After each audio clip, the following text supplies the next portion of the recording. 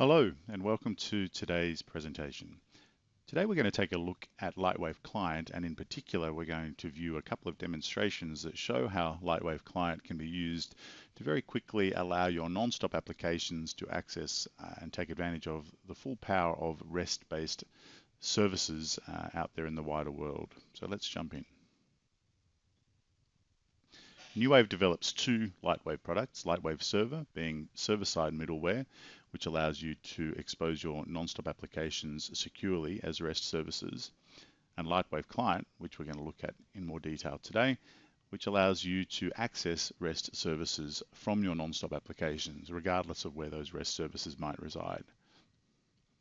If you haven't viewed it already, I recommend taking a look at the LightWave Client Brief Overview on the NuWave YouTube channel to give you an introduction of LightWave Client.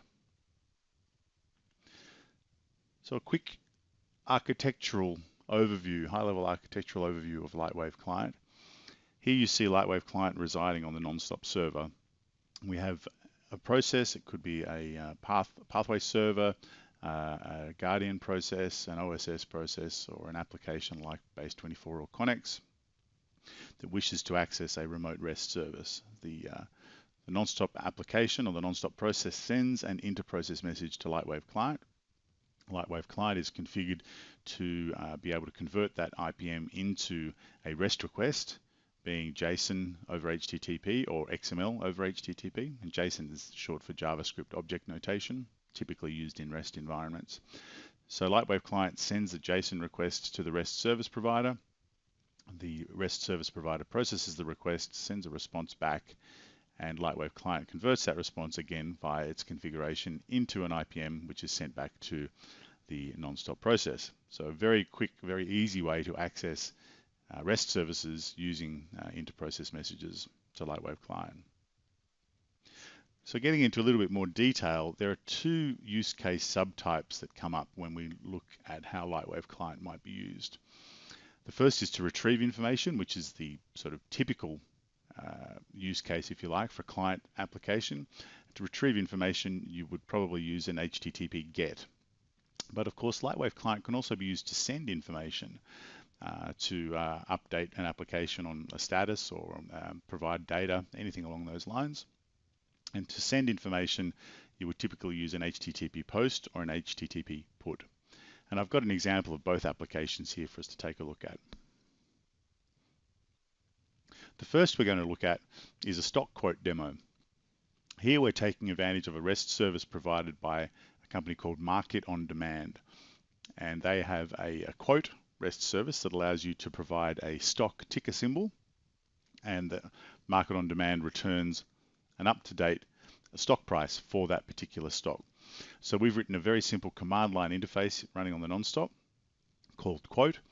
Quote prompts the user for the stock ticker symbol, sends an inter-process message to LightWave Client, who formats a REST request that Market on Demand is expecting. Market on Demand retrieves information and sends it back to LightWave Client, who sends it back via IPM to the quote application. So let's take a look. So we've run the quote application and we provide the ticker symbol HPE, and there's the stock price for HPE. We could do it for any particular stock price we might want to check. We get that information back. So that's happened very quickly and very easily via that REST service provided by Market on Demand. The next example we're going to look at is one where we're using an HTTP post to send information to a remote REST service. In this case, we're using the OpsGenie REST service, OpsGenie being an enterprise-wide event management and network management utility. The demo is slightly more complicated than the last one. We have a NonStop application we've written called EMS Post, which adds an event to the EMS log. We have an EMS distributor and filter set up to forward those events to another demo program we've written called Genie. So Genie picks up those events from EMS and sends them via IPM to LightWave Client.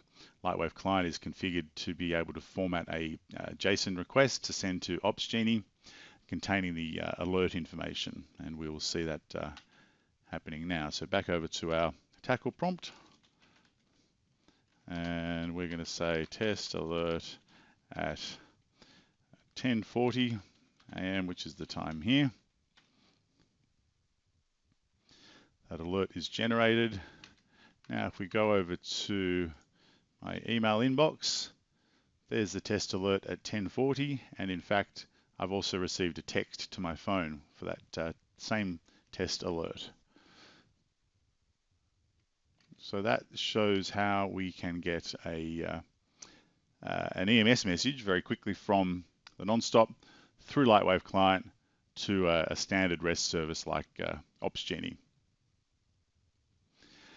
LightWave Client is configured in much the same way as LightWave Server. We have a console that's provided to help with the configuration.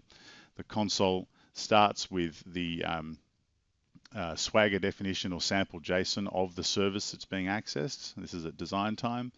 The console from that produces the DDL that corresponds to that JSON request. The DDL is included in your client application at compile time. Then we move over here to runtime. We have our client application that sends the interprocess message to LightWave Client. LightWave Client consults the API definition and is able to build the request that goes to the REST service provider.